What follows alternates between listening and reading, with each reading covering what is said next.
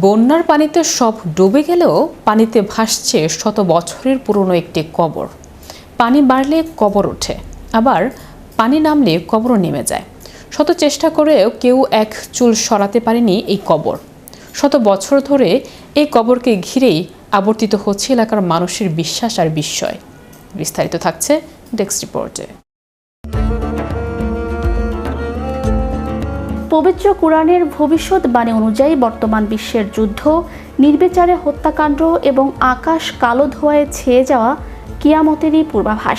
ফুরাত নদীর পানি শুকিয়ে স্বর্ণের পাহাড় জেগে ওঠা এবং তা নিয়ে পরাশক্তিগুলোর রক্তক্ষয়ী সংঘাতের দিকেই ধাবিত হচ্ছে এই পৃথিবী। তবে কি হরমুজ প্রণালী ফুরাত নদীর সেই স্বর্ণের পাহাড়? তাহলে কিয়ামত কত দূরে?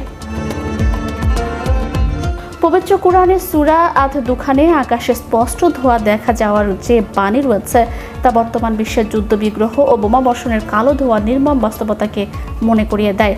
দিকে দিকে রক্তপাত দেখে বিশ্ব আজ ধ্বংসের দ্বার প্রান্তে কিনা সেই প্রশ্নই জাগছে।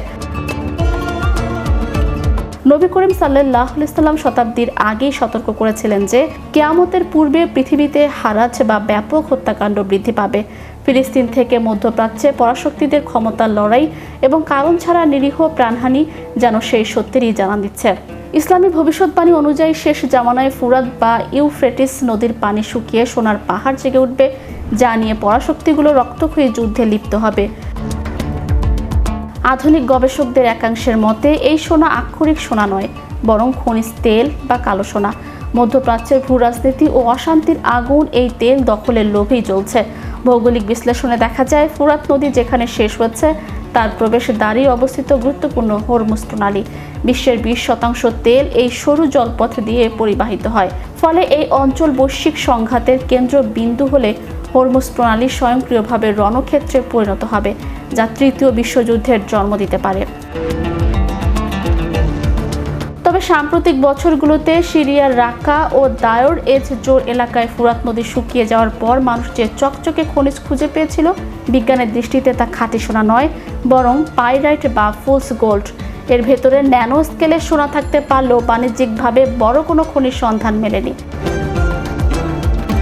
অন্যদিকে ইমাম নববী বা ইবনে হাজার আসকালানির মতো ক্লাসিক্যাল হাদিস ব্যাখ্যাকারীদের মতে ফুরাতের সোনার পাহাড় কোনো রূপক নয়, এটি আক্ষরিক অর্থে খাঁটি সোনার ভাণ্ডার হবে, যা অলৌকিকভাবে আত্মপ্রকাশ করবে।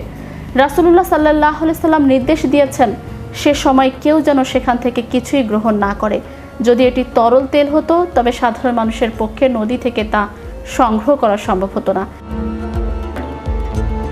বিজ্ঞান কিংবা বিশ্বাস যে পথেই দেখা হোক না কেন, বর্তমান বিশ্বের অস্থিরতা, জলবায়ু পরিবর্তন এবং পারমাণবিক যুদ্ধের মেঘ কিয়ামতের লক্ষণসমূহের অমোঘ সত্যেরই জানান দিচ্ছে।